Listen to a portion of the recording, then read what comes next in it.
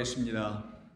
참 사랑과 은혜가 풍성하신 아버지 하나님, 오늘 저희들에게 복된 거룩한 주일을 허락해 주시어서 우리의 영혼을 당신께서 친히 찾아와 주시고 성령으로 감화하여 주셔서 우리로 하여금 주님의 자녀인 것을 깨달아 알게 하여 주시는 확신에 관한 삶을 오늘 각 처소에서 성도들이 드리는 영과 진리의 예배 속에서 우리 주님은 우리에게 알려주실 줄로 믿습니다. 오늘도 주시는 말씀을 통하여 우리의 영혼이 흥왕함을 얻고 우리의 영혼이 번영함을 누리는 복된 시간이 되게 하여 주시옵소서. 예수님의 이름으로 기도하옵나이다. 아멘. 자, 오늘 하나님 말씀 나눕니다. 오늘도 지난주와 같은 본문인 로마서 8장 16절 이하 18절까지의 말씀입니다. 로마서 8장 16절 이하 18절까지입니다. 찾으셨으면 우리 한 절씩 봉독합니다. 성령이 친히 우리의 영과 더불어 우리가 하나님의 자녀인 것을 증언하시나니 자녀이면 또한 상속자 곧 하나님의 상속자요 그리스도와 함께한 상속자니 우리가 그와 함께 영광을 받기 위하여 고난도 함께 받아야 할 것이니라. 생각하건대 현재 고난은 장차 우리에게 나타날 영광과 비교할 수 없도다. 아멘. 우리는 이 말씀, 이 본문을 가지고 지난주에 우리 하나님의 상속자 된 우리들에게 하나님께서 주시는 그 영광임, 그 상속의 내용으로서의 그 영광이 바로 우리는 약속을 상속받은 자들이며 하나님의 맹세를 상속받은 자들이며 그 약속과 맹세를 우리 주님 성령께서 우리 안에서 하나님의 말씀을 가르쳐 지켜 깨달아 알게 해주실 때 갖게 된 마음인 그 새 마음 곧 믿음으로 확신에 거하게 하므로 우리 안에 하나님의 진정 영광의 삶이 나타나게 하시는 그 상속자 되게 하시겠다는 말씀을 나눴습니다. 그래서 하나님의 상속자들은 하나님의 나라를 상속받는 것이며 하나님의 의를 상속받는 것이니 우리가 구할 것은 하나님의 나라와 그의 의를 구하며 살아가는 성도들로 우리가 부름받게 되어 그 나라와 그 의를 위해서 우리는 지금도 주님의 음성을 듣고 따라가는 복된 성도의 그 삶을 살아가는 자들이 됩니다. 근데 이 길에는 우리 혼자, 우리들만이 걸어가는 것이 아니라 우리를 그렇게 부르시고 그렇게 우리를 하나님의 자녀와 아들됨과 그리고 상속자로 삼아내시기 위해서 먼저 이 땅에 그 하나님의 상속자와 그 아들로 이 땅에 오신 우리 주 예수 그리스도와 함께 거니는 것입니다. 그래서 오늘 본문 17절에서도 우리가 만약 하나님의 상속자라면 우리는 우리 혼자가 아니요 또 우리가 먼저 상속자 된 것이 아니요 우리의 앞서 이 땅에 오셔서 우리를 상속자 만들기 위해서 하나님의 상속자로 이 땅에 오신 그리스도와 함께 상속자니라고 말하는 겁니다. 이때 그리스도와 함께 상속자라는 것은 그도 상속자인데 그가 먼저 상속자이신데 그로 말미암아 그 아들로 말미암아 우리들도 아들들이 되어서 그 상속을 누릴 수 있는 자들이 되었다라는 것을 우리가 말씀을 같이 나눴습니다. 그런데 그 상속을 받은 모든 자들에게는 기쁨이 넘칩니다. 왜냐하면 하늘의 복을 받았기 때문이죠. 팔복에서 산상순에서 이미 말씀했던 하나님의 나라가 저희들의 것이요 천국이 저희들의 것이요 땅을 온유한 자들은 받을 것이요 그리고 그들은 의를 위하여 핍박을 받을 것이라는 그 핍박이 그 박해가 그 고난이 바로 이 상속자들에게만 주어지는 고난인 것을 알게 됩니다. 그래서 오늘 본문 17절에는 우리가 그와 함께 영광을 받기 위하여 그 영광의 그 나라, 영광의 그 의의 상속자가 되기 위하여 우리에게 주신 우리 주 예수 그리스도와 우리에게 주신 우리 주 예수 그리스도를 통한 하나님의 진리의 말씀을 가지고 육의 삶이 다하는 그날까지 우리를 온전하게 하는 그 그리스도의 고난에 참여하는 자, 그 그리스도의 고난을 짊어지는 자, 그리스도와 함께 고난받는 것이 기쁨인 것을 알고 있는 성도로 우리를 승리하게 하실 것이다.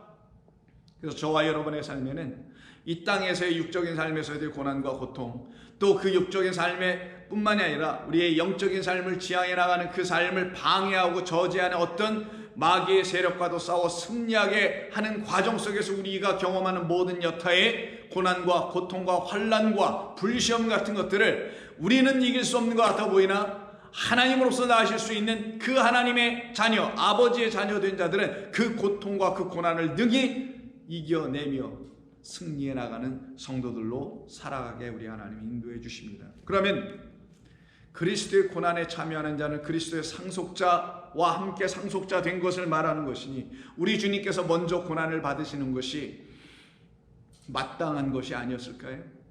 우리 주님이 상속자이셨다면 우리 주님이 이미 그와 같은 고난을 우리에게 보여주시려고 그래서 그 길을 잘 따라오게 해주시려고 그가 먼저 고난을 받으셔야 함이 마땅하지 않습니까?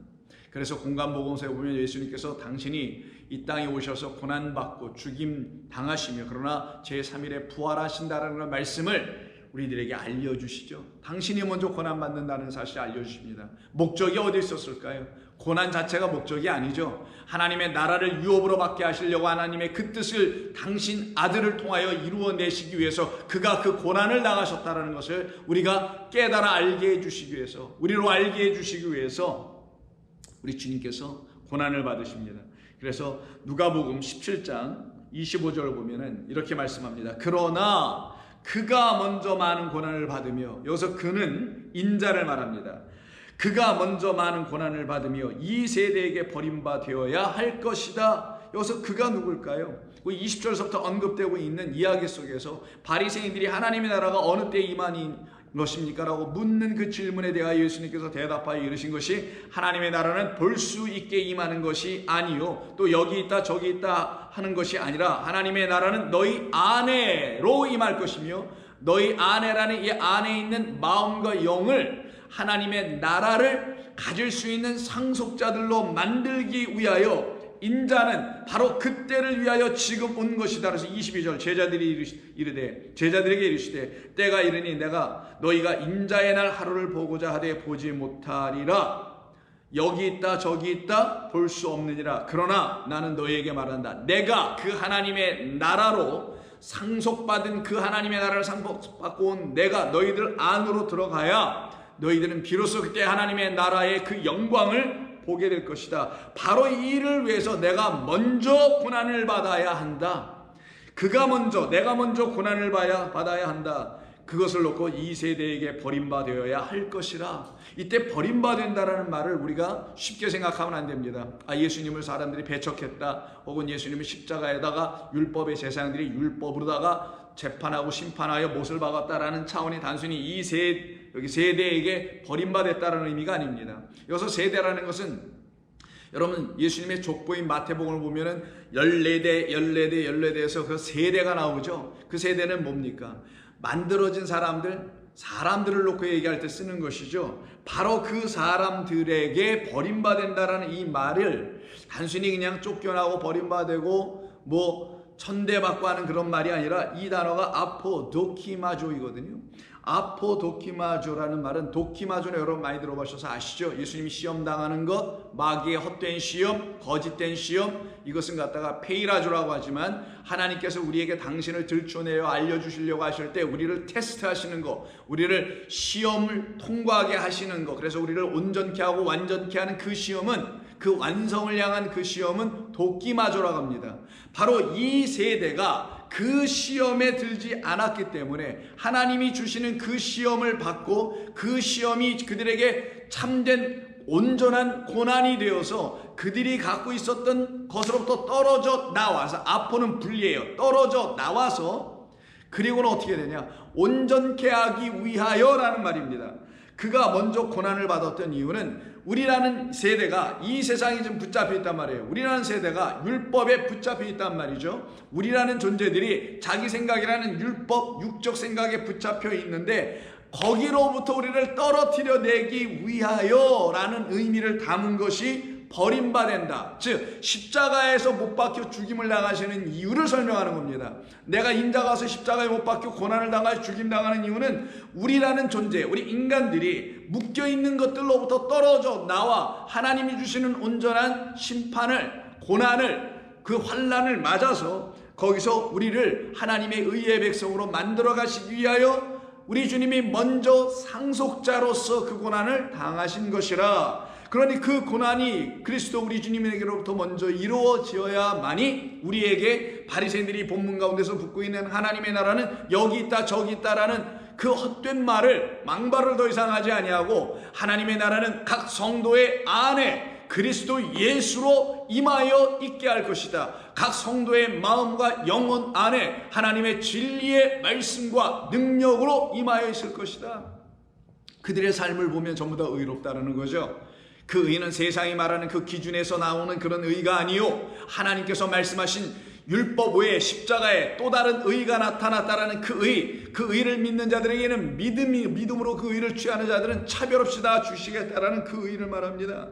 그러니 그 밑에 26절에서 예수님께서 노아를 예로 언급하시면서 이렇게 말씀하십니다. 노아의 때에 된 것 같이 인자의 때에도 그러하리라. 노아의 때 사람들이 물에 빠져 죽죠. 그 빠져 죽는 자들을 노아 때에 방주 하나로 건져내게 하신 것처럼 너희들을 향하여 내가 온 것 또한 내가 너희들 빠져 죽어 있는 너희들을 내가 건져내러 온 바로 그 의의 아들이다. 그래서 누가복음에서는 십자가에 대한 예수님을 밑에 있는 백부장이 바라보고 저는 참으로 하나님의 의로운 아들이시다 라고 말하죠. 그래서 노아를 갖다가 의의 아들 그리스도 예수를 모형화했던 하나님의 사람이었던 것입니다. 그는 하나님 안에만 의가 있으며 하나님 안에만 은혜가 있다라는 것을, 세상은 우리가 필요한, 우리를 하나님의 나라와 그의 의의 상속자가 되게 하며 하나님의 영광인 약속과 맹세를 받은 자가 되게 하여 영생을 약속해 주시는, 상속해 주시는 그것을 세상은 주지 못하나 오직 하나님 안에 있는 그 은혜만, 하나님이 거저 주신다는 그 은혜만 우리를 그와 같은 존재들로 이끌어 가시는 그 노아와 이끌어 가시기 위해서 이 땅에 오신 우리 주 예수 그리스도를 지금 동일시해서 연결하고 있는 말씀입니다. 그러니 우리가 지난주에도 함께 읽어봤던 히브리서 11장에 노아에 관계된 말씀 7절에 이런 말이 있죠. 믿음으로 노아는 아직 보이지 않는 일에 경고하심을 받아 경외함으로 방주를 준비하여 그 집을 구원하였으니 이로 말미암아 세상을 정죄하고 믿음을 따르는 의의 상속자가 되었느니라. 그러니 나라와 의는 불가분의 관계입니다. 하나님의 나라는 하나님의 통치하심이 있는 걸 말하랬죠. 나라는 왕국이니까 왕국, 바실리오는 통치하다. 하나님의 통치는 뭘로 통치하시냐? 당신의 의로우심으로 통치하시는 거예요. 그 의로우심은 진리의 말씀만이 의로우심입니다. 하나님의 말씀이 우리에게 진리의 말씀이라는 사실을 알게 될 때 우리가 비로소 이 말씀에 의하여 섬김을 받고 통치를 받고 이 말씀에 의해서 주관되어 나가는 삶을 살아가게 되는 거예요. 그래서 그때 비로소 우리가 나는 당신의 것입니다 라는 그 온전한 고백이 저와 여러분의 입술과 삶에서 터져 나오게 되는 것입니다. 그 일을 이루기 위해서 우리 주님이 먼저 고난을 당하시는 것이다. 그러니 우리 주님은 고난받는 상속자로 이 땅에 오신 것이죠. 우리에게 그 하나님의 나라를 상속해 주시기 위해서 당신이 그 상속자로 오시고 당신이 먼저 고난을 받게 되시는 겁니다. 그래서 마태복음 20장에서 다른 비유로 우리 주님이 말씀해 주시죠. 20장 9절 이하를 볼까요? 그가 또 비유로 백성에게 말씀하시기를 시작하시니라. 한 사람이 포도원을 만들어 농부들에게 세로 주고 타국에 가서 오래 있다가 때가 이름에 포도원 소출 얼마를 바치게 하려고 한 종을 농부들에게 보내니, 소장농들에게 자기 종을 보내는 거예요. 자, 농부들이 그 종, 소장농들이 그 종을 몹시 때리고 거저 보냈거든. 다시 다른 종으로 보내니 그도 몹시 때리고 능욕하고 거저 보내었거늘 다시 세 번째 종을 보내니 이 종도 상하게 하고 내쫓은지라. 이 종들은 다 하나님이 보내신 선지자를 비유해서 말씀하시는 걸 여러분이 마음에 알아 가지고 들어보십시오. 자, 그때 이 포도원은 그럼 뭘까요? 하나님이 주신 이스라엘이라는 성전이 있는 예루살렘 성전을 말하는 겁니다. 포도원 주인이 이르되 어찌할까? 내가 사랑하는 아들을 보내리니 그들이 혹여라도 그는 존대하리라 하였더니 농부들이 그를 보고 서로 의논하여 이르되 이는 상속자니, 클레로스 노모스입니다. 기억나시죠? 클레로스 노모스의 의미. 이는 상속자니 죽이자, 그 유산을 우리의 것으로 만들자 하고, 유산은 그 주인이 상속자 즉 아들된 자들에게 주는 것인데 이것을 알지 못하는 자들은 포도원 안에 있음에도 불구하고, 예루살렘 성전 안에 있음에도 불구하고, 율법을 날마다 듣고 배움에도 불구하고 깨닫지 못하여 그 상속자들에게만 주시는 하나님의 그 상속의 내용인 나라와 의와 영생과 이 모든 것을 오히려 자기들 스스로 만들어보자 라고 얘기하더라는 거예요. 그래서 유산을 우리의 것으로 만들고 저 상속자는 죽이자. 그럼 자기들이 스스로 상속자 될 것이라 생각하는 거죠. 포도원 밖에 내쫓아 죽였느니라. 그런즉 포도원 주인이 이 사람들을 어떻게 하겠느냐? 와서 그 농부들을 진멸하고 포도원을 다른 사람들에게 주리라 하시니 사람들이 듣고 이르되 그렇게 되지 말아지이다 하거늘 그들을 보시며 이르시되 그러면 기록된 바 건축자들의 버린 돌이 모퉁이 머릿돌이 되었느니라 함이 어찌미냐 무릇 이 돌 위에 떨어지는 자는 깨어지겠고 이 돌이 사람 위에 떨어지면 그를 가루로 만들어 흩으리라. 자, 여기서 우리 주님께서 비유로 말씀하신 이 상속자는 당신 자신을 말씀하는 겁니다. 이 상속자, 즉 하나님의 상속의 내용을 가지고 이 땅에 오셔서 우리를 그 하나님의 아들인 당신과 같은 하나님의 아들들로 우리를 삼아내심으로 결국은 우리들도 그 하나님의 상속을 받을 수 있는 또 다른 상속자들로 만드시려고 하시는 일이었는데 그것을 알지 못하여 여전히 살인하는 자, 여전히 이와 같은 일을 악한 일을 하고 있는 자들이라는 거예요. 그들을 향하여 우리 주님 뭐하러 오셨다? 바로 죽임당하러 오셨다. 그 죽임당하러 오셨으므로 말미암아 그들에게 죽임이나 당하고 끝내시는 게 아니라 그러나 그가 죽임당하고 버림받음으로 말미암아 오히려 하나님께서는 당신의 버림받은 그 아들, 그 건축자들이 버린 모퉁이의 돌이 이제는 새로운 당신의 아들들의 머릿돌이 되게 하실 것이다 라고 약속을 하셔서 이 일을 우리 하나님께서 이루어 가시겠다라고 좀 말씀하는 겁니다. 그런데도 불구하고 이스라엘 백성들은 이 말씀을 깨달아 알지 못했어요. 언제까지? 예수님께서 죽임 당하실 때까지. 언제까지? 부활하셨음에도 몰랐습니다. 그래서 결국은 당신께서 이 땅에 오셔서 죽임당하고 제3일에 부활하여야 한다는 그 사실까지도 말로만 듣고 기억했을 뿐이지 자기들의 마음 안에서 이미 이루어지지 않은 상태에서 이것이 무슨 뜻인지 알지 못하고 그래서 유리방황하며 낙심하여 자기들의 고향으로 내려가고 있는 엠마오로 내려가는 두 제자를 만나시는 이 아이가 자 누가복음 마지막 장인 24장 5절 이하에 나옵니다. 여자들이 둘이 얼굴을 땅에 대니 두 사람이 이르되 어찌하여 살아있는 자를 죽은 자 가운데서 찾느냐 여기 계시지 않고 살아나셨느니라. 갈릴리 계실 때 너희에게도 어떻게 말씀하셨는지를 기억하라. 이르시되 인자가 죄인의 손에 넘겨져 십자가에 못 박히고 제3일에 다시 살아나야 하리라 하셨느니라 한데 그들이 예수님의 말씀을 기억하고 그 무덤에서 돌아가 이런 쭉 얘기가 나오죠. 그런데 그들은 결국은 어떻게 됐답니까? 믿지 못하더라. 11절 사도들은 그들의 말이 허탄한 듯이 들려 믿어지지 않고 있었어요. 여자들이 말하고 있는 것을 바로 이와 같은 부활 사건이 일어나는 이때 이 사건이 무엇인지를 모르고 그냥 자기 집으로 내려가려고 하는 엠마오로 내려간 두 제자에게 예수님께서 가까이 가셔서 그들에게 하나하나 하나님의 말씀을 다시 가르쳐 주실 때에 25절에 이렇게 말씀합니다. 이르시되 미련하고 선지자들이 말한 모든 것을 마음에 더디 믿는 자들이요 그리스도가 이런 고난을 받고 자기의 영광에 들어가야 될 것이 아니냐.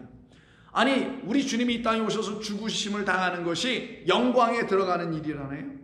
이게 도대체 무슨 말일까요? 전에도 말씀드렸습니다. 우리가 이 땅에서 죽임을 당하지 아니하면 즉 이 땅에서 우리가 고난받고 우리 주님처럼 십자가에서 죽임을 당하시고 우리가 주님처럼 이렇게 떠나가 부활 승천하지 아니하면 우리는 땅에 여전히 남게 되는 것이에요. 그래서 우리를 이 땅에 속한 자가 아닌 하늘에 속한 자, 먼지들로 존재하는 것이 아니라 영으로 존재하는 자들로 만들어 가시기 위해서 우리 주님께서 이 땅에 오셔서 먼저 보여준 것이 이렇게 하는 거란다, 이 길을 걸어가는 것이란다라는 걸 우리에게 보여주는 겁니다. 하나님의 아들들, 하나님의 자녀들, 하나님의 상속자들은 바로 우리 주 그리스도 예수님과 마찬가지로 미련한 자들이 되는 것이 아닌 우리 주 예수님과 마찬가지로 그 고난을 받고 그 영광의 그 나라에, 의의 나라에 들어가는 것, 이걸 우리 주님께서 제자들에게 일일이 가르쳐 주시게 되죠. 비로소 그들의 눈이 열리고 깨달아 알려지게 되고 그들의 마음이 뜨거워지는 역사가 일어나게 되죠. 그래서 45절 이에 그들의 마음을 열어 성경을 깨닫게 하시고 또 이르시되 이같이 그리스도가 고난을 받고 제3일에 죽은 자 가운데서 살아날 것과 또 그의 이름으로 죄사함을 받게 하는 회개가 예루살렘에서부터 시작하여 온 족속에게 전파될 것이 기록되었으니 이게 얼마나 감사하고 영광스러운 일입니까? 너희는 이 모든 일의 증인이라. 볼지어다 내가 내 아버지께서 약속하신 것을 너희에게 보내리니. 그게 뭐예요? 상속자들에게 주시는 건 약속이며, 약속을 유업으로 주신다 했죠. 맹세해 주시죠. 약속을 주는데 내가 맹세까지 해서 줄게. 그 약속 안에 있는 언약을 내가 신실하게 다 이루어 줄게. 내가 너희를 나의 의의 나라, 그 영원한 나의 나라, 영생하도록 들어오게 해 줄 것이야 라고 하는 이 아버지의 약속하신 것을 너희에게 보내줄 거야. 어떤 모양으로? 하나님께서 보내주는 건 이거죠. 너희는 위로부터 능력으로 입혀질 때까지 이 성에 머물러. 그럼 이 성에 머물러 있으면 능력으로 그들에게 임하는 것이 있네요. 무엇인가요? 진리의 영입니다. 그 진리의 영이 하나님의 약속하신 것들이 무엇인지를 온전히 다 알게 해주며, 또한 진리의 성령 자체도 하나님이 약속해 주신 것이에요. 왜? 이 율법이 약속해 준 게 뭡니까? 그리스도입니다. 하나님의 말씀이 기록되어 있는 이 모든 것이 응하고 증언하는 것은 그리스도 예수이십니다. 그리스도 예수가 바로 이 첫 번째 말씀으로 주셨다는 이 율법을 완전케 하는 율법의 짝이란 말이에요. 그러니 이 율법은 누구를 기다리고 있는가? 그리스도를 기다리고 있는 거예요. 언제까지? 내게 믿음이라는 것이 들어와서 이 율법을 그리스도의 진리의 말씀으로 깨닫게 하시는 성령의 도움을 받을 때까지. 받기 전에는 모르는 거죠. 바로 그래서 성령, 위로부터 오는 능력, 하나님이 오시는 겁니다. 하나님의 영이 오시는 거예요. 이 말씀이 드디어 영으로 내게 다가오기 시작하는 겁니다. 그때 비로소 우리는 상속자, 자녀됨, 아들됨의 역사가 이루어지게 되죠. 그래서 곧바로 그 다음 책인 요한복음 1장에서 그 하늘에 계신 그 빛으로 존재하시는, 말씀으로 존재하시는 우리 주님께서 생명을 가지고 우리에게 보내심을 받아 말씀이 육신에 오시는 역사가 나타나게 되는 것이죠. 그리고는 그가 세상을 향하여 찾아오십니다. 그럼에도 불구하고 11절, 요한복음 1장 11절 보면은 자기 땅에 오매 자기 백성이 영접하지 아니하였으나 영접하는 자, 곧 그 이름을 믿는 자들에게는 하나님의 자녀가 되는 권세를 주셨으니, 지난주 말씀 혹시 기억하십니까? 하나님의 나라의 3대 조건, 이 세상의 나라, 네이션 스테이트에서 3가지 조건이 있어야 된다 하지 않습니까? 국민과 영토와 주권이라고 했죠. 그 중에 다른 거 다 차치하고 하나님의 자녀들, 백성들이 된 사람들에게 주권이 뭐겠어요? 바로 권세입니다. 엑수시아예요. 능력을 이 안으로 갖고 있는 것이죠. 하나님의 영광이 우리에게 비치면 그 말씀이 우리 안에 거하게 됩니다. 그래서 영접하는 자, 곧 그 이름을 믿는 자들에게는 하나님의 자녀가 되는 권세를 주셨으니 이는 혈통으로나 육정으로나 사람의 뜻으로 나지 아니하고 오직 하나님께로부터 난 자들이라. 하나님 위에 계신 분으로 말미암아 난 자들이라. 땅의 것 보이는 것으로 난 것이 아니라 영원한 것으로 난 것이니라. 말씀이 육신이 되어 우리 가운데 거하심에 우리가 그의 영광을 보니 아버지의 독생자의 영광이요 은혜와 진리가 충만하더라. 바로 이 영광을 우리에게 주시려고. 율법에는 영광이 없단 말이에요. 율법은 잘 계속 보고 제대로 보고 아무리 열심히 봐도 자기 영광, 사람의 영광만 드러내는 역할만 계속하게 되나, 진리의 성령이 오셔서, 즉 우리 주님께서 부활하여 우리 가운데 다시 들어오셔서 우리에게 하나님의 말씀의 의미를 깨달아 알게 해줄 때는 하나님의 영광이 드러나게 됩니다. 사람의 영광을 취하지 않게 되고 자기의 영광을 나타내는 자들의 삶이 끊어지고 멈추게 되는 역사가 나타나죠. 이것이 바로 오늘 본문 8장 17절에 있는 우리가 그와 함께 영광을 받길 원한다면, 그의 영광이 우리 가운데 나타나 하나님의 나라를 유업으로 받을 길을 원한다면 그와 함께 이제는 고난을 받아야 한다. 바로 우리에게도 그 영광 주시기 위해서 먼저 우리 주님이 고난 받으신 것이다. 그런 십자가에서 우리 주님의 고난은 그분 혼자 받고 그걸 우리가 바라보며 고맙습니다, 우리 주님 날 위해 대신 죽으셔서 감사합니다라, 그것이 끝나는 게 아니란 말이에요. 우리 주님의 고난 받으심은 바로 저와 여러분들에게 나타날 영광을 위한 죽음이셨고 고난이셨습니다. 근데 그 영광에 참여하기 위하면 먼저 고난에 참여해야 되는 자가 되는 거예요. 고난 없이 영광이 뒤따를 수 없기 때문인 것입니다. 나의 죽음이 이루어지지 않고서는 나는 여기에 계속 남게 되어 땅에 거하는 자가 되지만, 내가 죽게 되면 나는 하늘이 되는 하나님의 이 놀라운 진리를, 신비를 알려주심으로 내 안에서 고난받는 것, 내 삶에서 고난받는 것을 오히려 유익으로 여길 수 있는 성도의 삶을 살아가게 되죠. 그들은 이런 고백을 하게 되는 거예요. 그래서 생각하건대 현재의 고난은 장차 우리에게 나타날 영광과 비교할 수 없도다. 지금 우리가 고난을 받고 있다면 그 고난은 그냥 세상이 말하는 그런 고난, 고통, 역경 그런 것이 아닌 우리 하나님께서 원하시고 우리 주님이 행하셨던 그런 고난을 우리도 지금 받고 있다면 그 고난 자체가 이미 우리에게 영광이 나타나고 있는 것이다 라는 의미입니다. 그러면 우리 성도는 그 고난에 들어가는 것을 조금도 부끄럽게 여기거나 두려워하거나 염려할 이유가 없겠죠. 왜냐하면 이 고난은 우리가 막 만들어내는 고난도 아니고 인생사에서 드러나는 나타나는 일종의 그런 고난이 아니에요. 왜냐하면 여기 그 고난 앞에 붙어 있는 게 있죠. 현재의 고난이라고 되어 있습니다. 이 현재라는 것은 두 가지 단어가 있는데 이제라는 now라는 의미의 눈과 그 현재 옆에 또 붙어 있는 게 그걸로만도 이제 현재 충분할 수 있지만 그 옆에 있는 중요한 게 카이로스가 붙어 있습니다. 카이로스는 때예요. 하나님의 때입니다.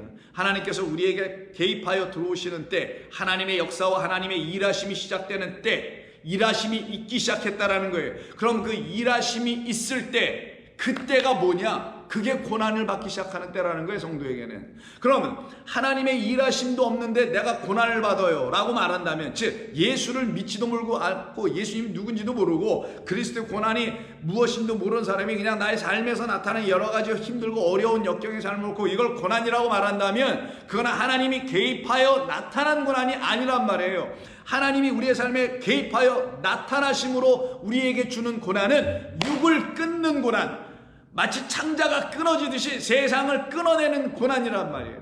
우리의 눈을 완전히 소경되게 하는 고난인 거예요. 더 이상 보지 못할 것은 보지 않게 하고 봐야 할 것은 보게 하시는 그 고난을 우리에게 주시는 거란 말이에요. 우리의 입도 마찬가지입니다. 말해야 될 것을 말하게 하고 말해서는 아니 될 것은 말하지 아니하게 되는 그런 존재들로 우리를 고난을 주는 거예요. 그래서 우리는 날마다 그 고난을 통해서 유익해지는 삶을 살아가죠. 나아지는 삶을 살아가죠. 어느 차원으로? 선한 곳으로 나아지게 됩니다. 하나님이 보시기에 좋은 선한 그것으로, 그것을 이루시는 현재라는 의미의 때입니다.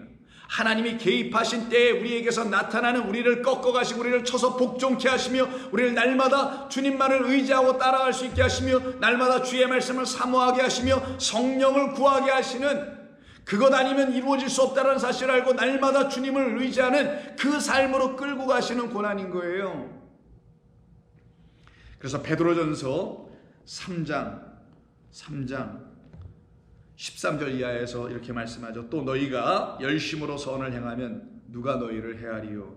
그러나 의를 위하여 고난을 받으면, 오늘 본문에서 영광을 위하여 그리스도의 고난을 받는 것, 의를 위하여 고난을 받으면 그건 정말 복 있는 자다. 그래야죠. 의를 위한 고난을 받아야죠. 그의 나라를 위한 고난을 받아야죠. 내 안에 있는 그 나라와 내 안에 하나님이 주신 차별이 없는 이 의, 나 같은 종에게도 하나님께서 당신의 의로우심을 나타내 보여주셔서 나를 의롭다 하셨다라는 그 확신, 그래서 구원받음의 기쁨, 이것을 내 안에 갖고 있어요.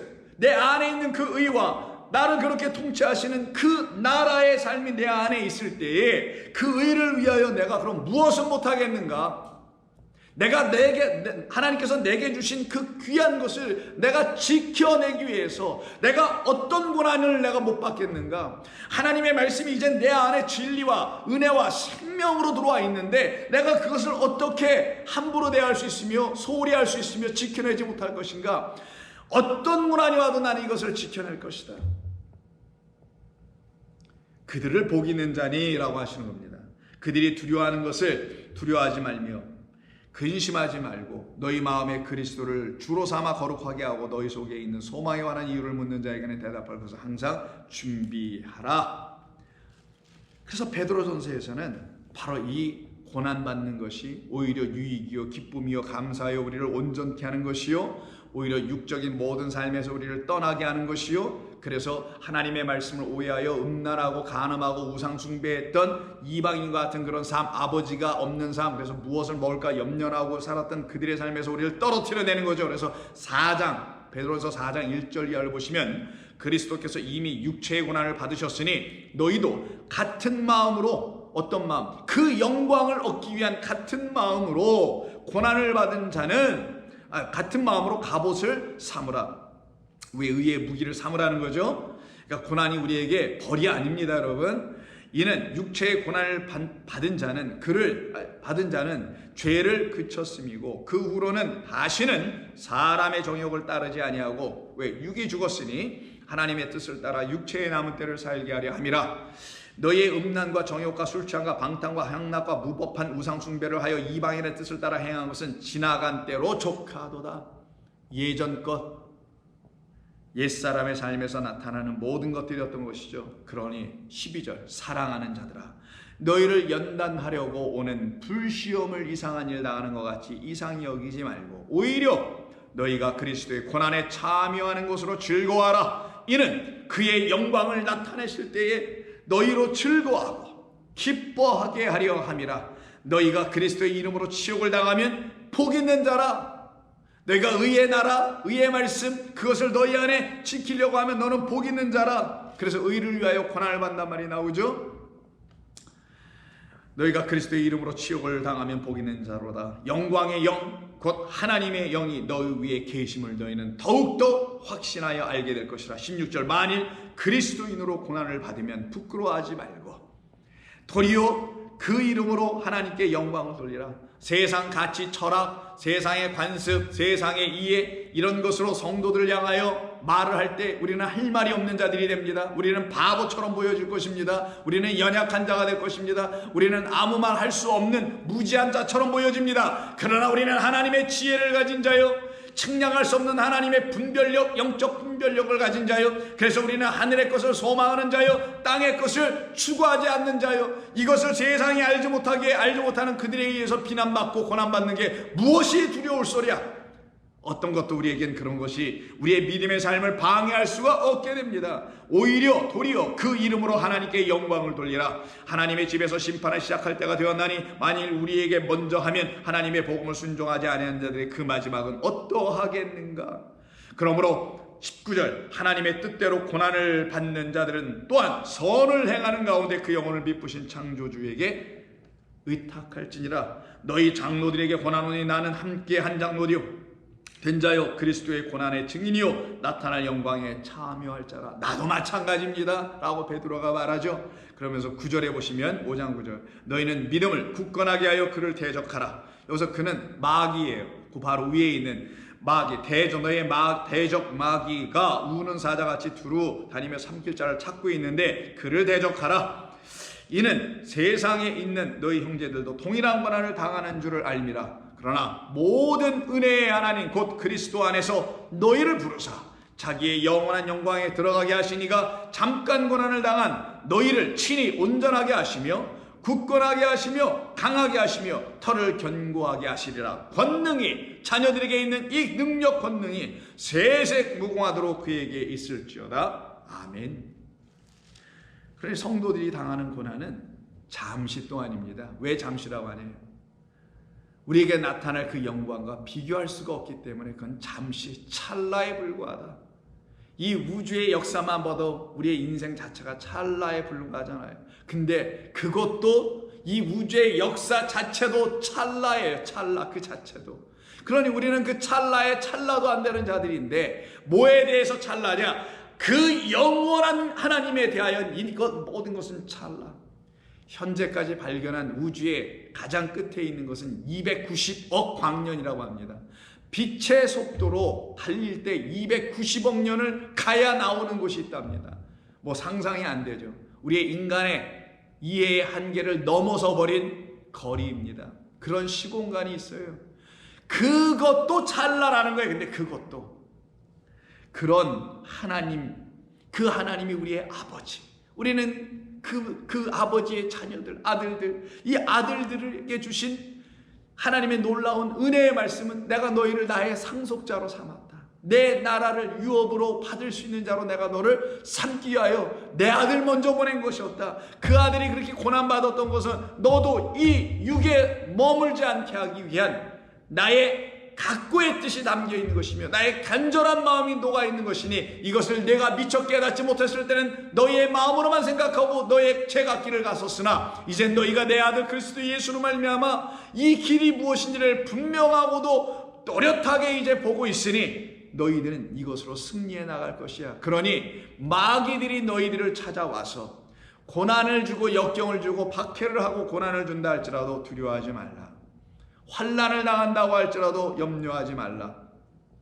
너희는 내 것이라. 이걸 여러분은 아셔야 하는 거예요. 그래서 서만화 교회를 향한 우리 주님의 말씀이 있습니다. 요한계시록 2장 10절 이하에 보면 너는 장차 받을 고난을 두려워하지 말라. 볼지어다 마귀가 그 우는 사자처럼 두루다니는 삼키려고 하는 그 마귀가 장차 너희 가운데 몇 사람을 오게 던져 시험을 받게 하리니 너희가 10일 동안 환난을 받으리라. 내가 그러나 죽도록 충성하라. 그리하면 내가 생명의 면류관을 너희에게 주리라.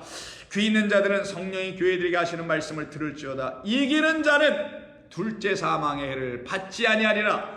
달리 말하면 이 이기는 자들에게 둘째 사망의 해를 받지 않게 하기 위해서 이기는 그 자들 바로 성도들 상속자들에게 있어야 될 게 뭐냐? 반드시 이기게 하기 위한 역설적이긴 합니다만 그 마귀를 이기게 하기 위한 비진리와 거짓을 싸워 이기게 하기 위한 그게 마귀예요. 그것을 이기게 하기 위해서 우리에게 뭘 주셨냐? 고난을 무기로 줬다라는 거예요. 고난은 우리를 어디로 인도하냐? 그 마귀와 싸워 대적하는 능력을 갖게 하더라. 어디를 점점 사모하게 만들어. 고난을 받으니까 점점점 아버지 나라를 사모하게 만드네. 점점점 육에서 멀어지게 되네. 고난이 이 땅에서 주어지는 것이니 이 땅에서 점점점 육에서 점점점 마귀에게서 점점점 거짓된 성전에서 점점점 멀어지고 고난은 나로 하여금 자꾸만 아버지의 본향을 사모하며 의의 나라, 영광의 나라, 하나님의 나라, 생명의 나라, 영생의 나라를 사모하게 하네요. 그러니 고난이 나를 어떻게 하겠어요? 점점점 분리시켜내더라는 거예요. 이게 이기는 겁니다. 이게 바로 육으로부터 완전히 단절되게 하는 하나님의 놀라운 비책 중의 비책입니다. 그게 바로 성도에게 있어야 될 고난이에요. 그냥 엉뚱한 삶의 뭐 현실적인 어려움, 고통, 아픔, 슬픔, 없음, 빼앗김, 정의롭지 못함, 부조리 이런 것들을 놓고 거기에서 당하고 있는 나의 삶을 고난이라고 하는 게 아니라 하나님의 의의 백성들로 만들어 가시기 위해서 하나님께서 우리에게 주신 놀라운 갑옷 같은 도구입니다. 왜? 고난을 받게 되어 우리 성도들은 육에서 떨어지고 세상에서 멀어지고 죄에서 벗어나서 영원한 나라만 사모하는 본향을 향하여 왜? 약속 안에서 소망을 갖추고 믿음으로 그 길을 걸어가고 있기 때문입니다. 아멘. 그래서 성도는 고난이 유익한 거예요.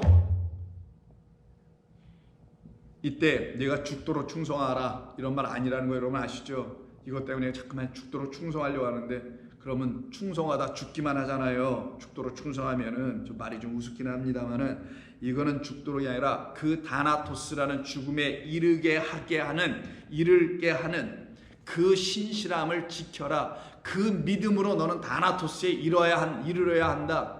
하나님께서 나에게 주시는 거룩한 죽음을 이루게 하기 위해서 내게 고난을 준다라는 거예요. 예수님에게 고난 주셔서 거룩한 죽음이 십자가에서 육이 떨어져 나가는 육을 벗는 그 죽음을 그에게 고난으로 죽음으로 완성하여 주셨기에 하늘로 승천한 것처럼 우리에게도 똑같이 우리 주님이 하나님께서 주시는 고난으로 우리의 육이 십자가에서 끝나게 되어야 한다는 그 믿음이 우리를 그 거룩한 사망 십자가로 끌고 가다라는 거예요. 그래서 십자가로 끌고 가는 우리에게 주신 그 믿음은 두려움이 아니요 기쁨이죠. 감사죠.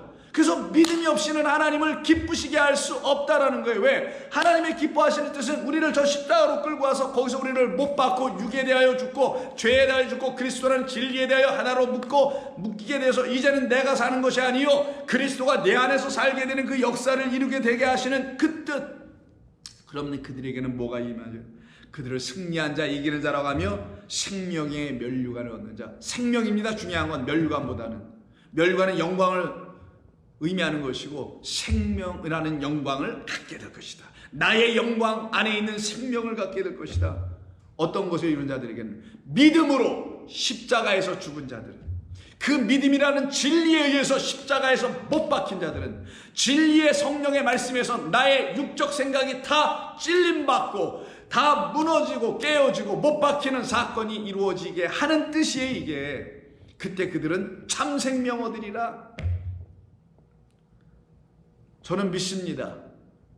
여러분들과 같이, 여러분들처럼 똑같이 믿고 여러분들도 저와 같이 믿을 줄로 믿습니다. 우리 주님의 이 말씀에 그들에게는 둘째, 그래서 뭐가 없어요? 사망이 없다. 진짜 사망이 기다리고 있는데 이 둘째 사망에 들어가지 않으려면 하나님께서 예비해 주시고 보여주신 그 첫째 사망인 거룩한 죽음이 십자가로 들어가야 하는 거예요.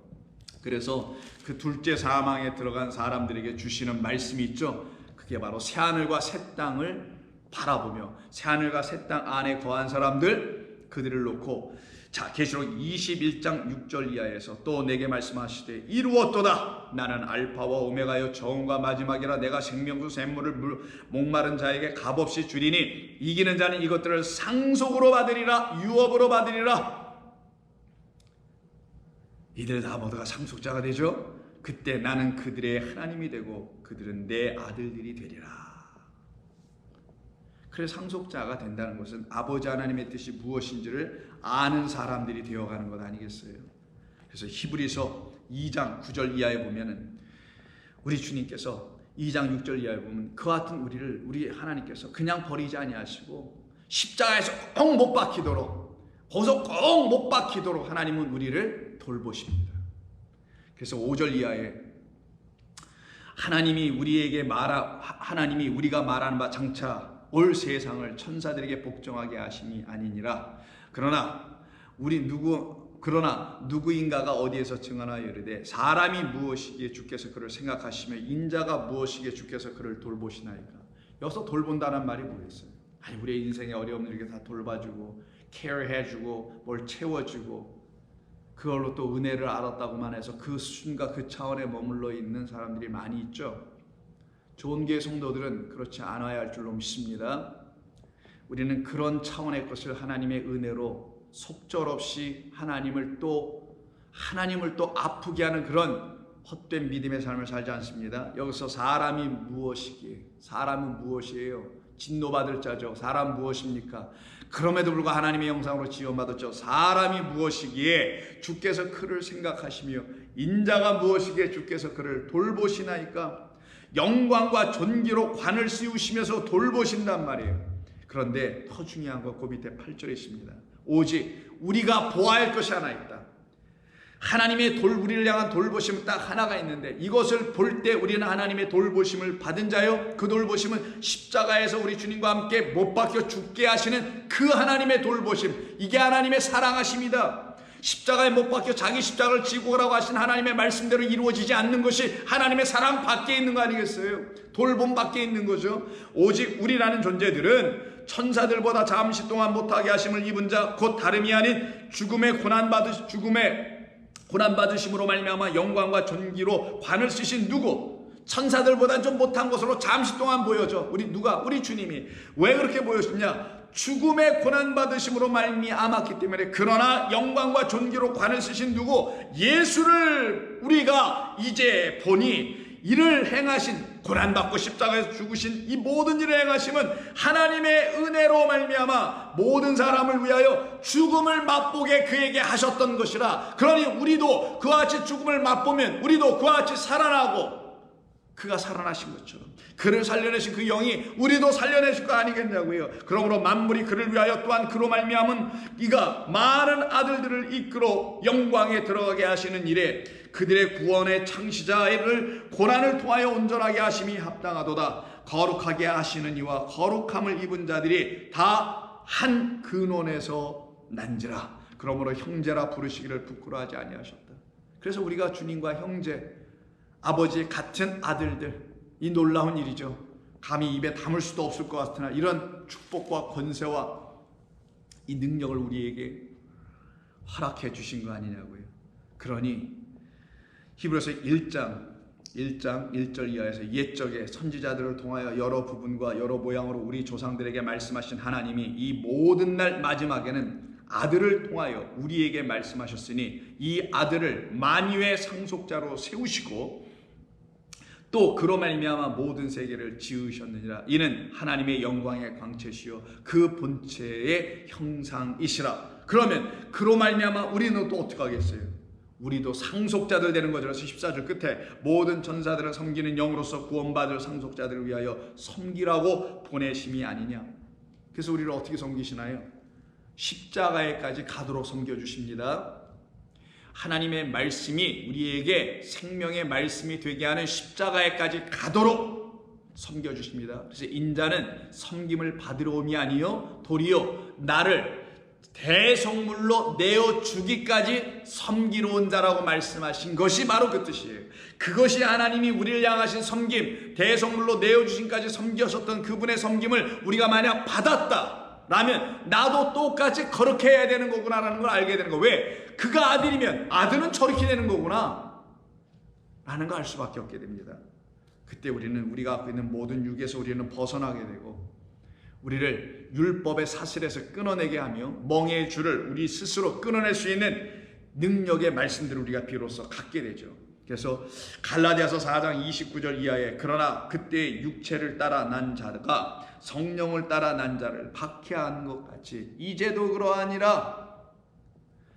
우리가 전에 율법으로만 났을 때 한 번 이 땅으로 낳고 어머니의 모태에서만 나오고 말았을 때에는 우리를 뭐라고 하냐? 육체를 따라 난 자. 그저 인간의 생각, 그게 철학이든 숭고한 정신이든 역사의 뭐 한 토막을 갖고 이해하며 살아가는 것이든 어쨌든 거기에 묶여서 살게 되었으나 이제 거기에 대해서 죽고 나오게 하시는 하나님의 놀라운 하늘의 말씀인 아버지로부터 다시 난 자들은 그걸 갖다가 성령을 따라 난 자라고 하는 거예요.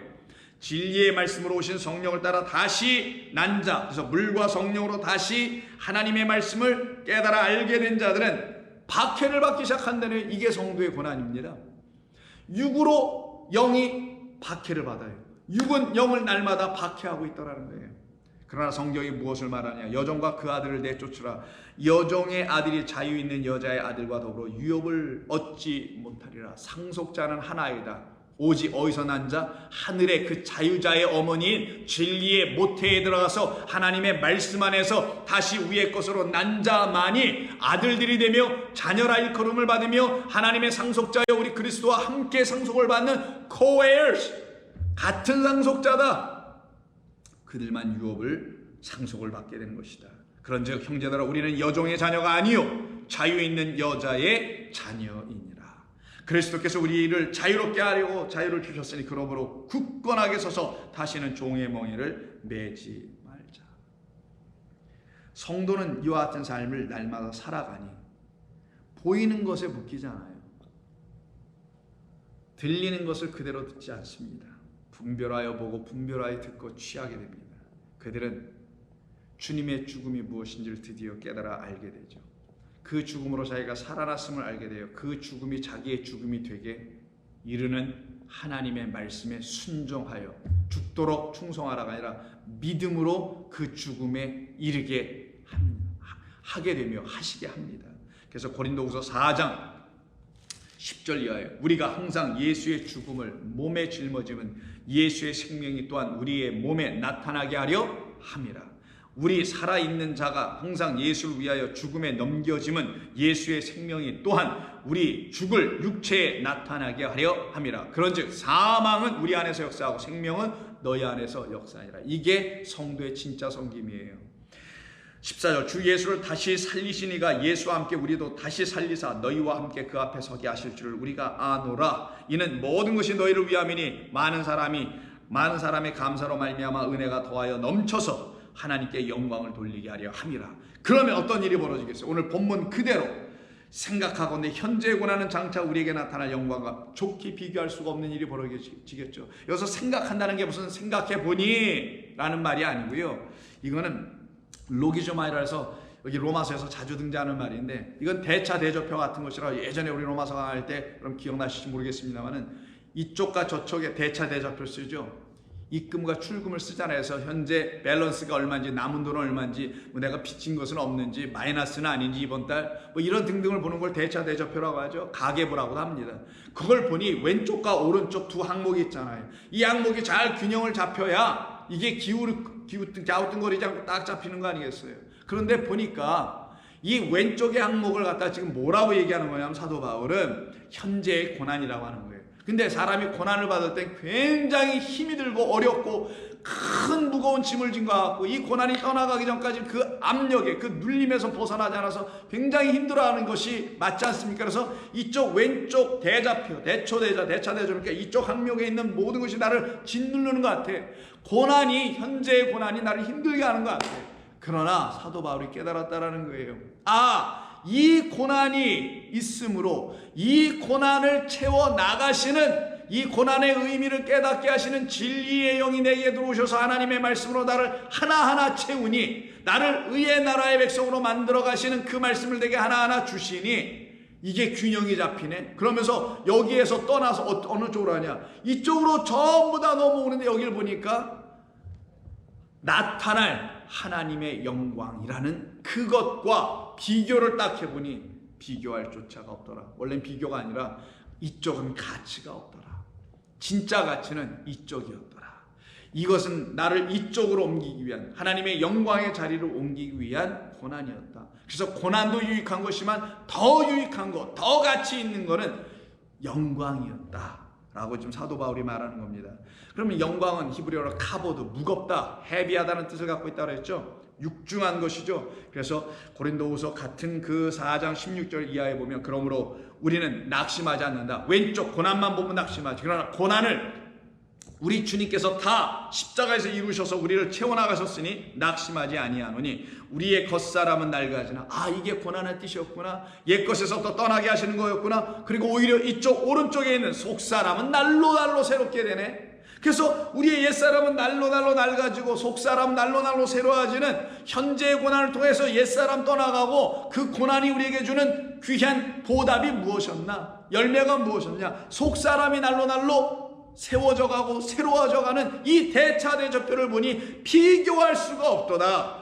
우리가 잠시 받는 환난에 경한 것이 지극히 크고 영원한 영광에 중한 것을 우리에게 이루려 하면, 여기서도 또 비교 대조가 되죠. 환난 내에 반하여 하나님의 영광이 나타나고, 영원한 영광이 나타나고, 경한 것에 반하여 중한 것이 딱 대조가 되죠. 우리가 생각할 때 환난은 굉장히 무거운 줄 알았더니만 영광의 하나님의 말씀을 들어보니 이거는 그게 아니었구나. 무거운 게 아니고 경한 것이구나. 그래서 환난은 경한 것이며 지극히 크고 영원한 영광은 너무나 중한 것, 무거운 것이구나. 이게 더 값진 것이구나, 가치 있는 것이구나. 이것을 우리에게 다 이루게 하려 하심이니, 우리가 주목하는 것은 보이는 것이 아니요, 왼쪽 것이 아니요, 우리가 보이지 않는 것 오른쪽일 것이니, 보이는 왼쪽은 잠깐, 찰나, 먼지, 우주에 불과하고, 보이지 않는 것은 영원, 영생, 아버지, 영, 하나님이시다. 이것을 우리 성도들에게 이루어 주시려고 우리는 오늘도 주의 말씀으로 고난받으며 살아갑니다. 여러분은 여러분의 영이 비진리의 말로 고난을 받고 있을 때가 있었던 적이 있습니까? 거룩하지 않은 하나님의 말씀이 아닌 말씀을 말씀이라고 하는 말씀을 들었을 때 여러분의 영혼이 심히 고난받고, 더 나아가서는 그런 말씀으로 무언가를 계속 요구받고 그것을 행하여 할 때 여러분은 혹시 그것으로 고난받은 적은 없습니까? 아마 아릇아릇한 옛 기억이라 할지라도 한번 있었다만 생각해 보십시오. 그것이 우리의 옛사람의 삶이었던 것입니다. 겉사람의 삶이었었죠. 우리는 이제 거기서 나왔습니다. 나왔기에 우리는 하나님의 상속자가 되어 그 영광과 좋게 비교할 수 없는 지금의 삶을 우리는 살아가며, 그러나 우리가 다 되었담이 아니요, 우리의 육이 끝나는 그날까지 우리를 온전하게 하실 하나님의 인도하심과 그 손길에 붙잡혀야 되는 것이며, 그래야 우리는 그 고난의 의미가 우리 가운데 다 이루어져서 의의 나라, 평강의 나라로 우리는 입성하게 될 것입니다. 그 와중 우리가 육으로 살아가는 지금의 성도의 삶은 이 세상이 바라는, 이 세상이 구하는, 찾고 있는 바로 그 하나님의 아들들로 우리는 지금 빛이 되어 이 어둠이라는 세상을 비춰낼 수 있는 자들이 되어야 할 것입니다. 그게 바로 그 다음 절로 연결되는, 다음 주에 나누겠습니다만은 피조물이 고대하는 바는 하나님의 아들들이 나타나는 것이니 라는 그 삶을 우리는 우리의 삶이 다하는 그날까지 우리 주 예수 그리스도의 은혜와 하나님의 그 놀라운 사랑으로 말미암아 이루어지게 될 줄로 믿습니다. 기도합니다. 하나님 아버지 감사합니다. 오늘도 주신 이 말씀을 통하여 우리가 하나님이 주시는 참된 권한을 받음으로 그 영광의 상속자들이 되어 하나님의 나라를 유업으로 받을 수 있는 자들 되게 하시는 이 놀라운 은혜의 말씀을 통해서 자녀됨의 권세와 그 자녀들에게 주시는 독생자를 통한 영광의 삶이 오늘도 내일도 계속해서 이루어질 수 있도록 도와주시옵소서. 우리는 하늘의 소망과 하늘의 것을 유업으로 받은 자여 의를 생명처럼 하나님께서 우리에게 주신 자들이오니 우리 모두에게 있는 그 하나님의 상속의 내용들을 조금도 하나도 빼앗기지 아니하고 지켜 나갈 수 있도록 성령께서 도우시고 인도해 주옵소서. 예수 그리스도의 이름으로 기도하옵나이다. 아멘.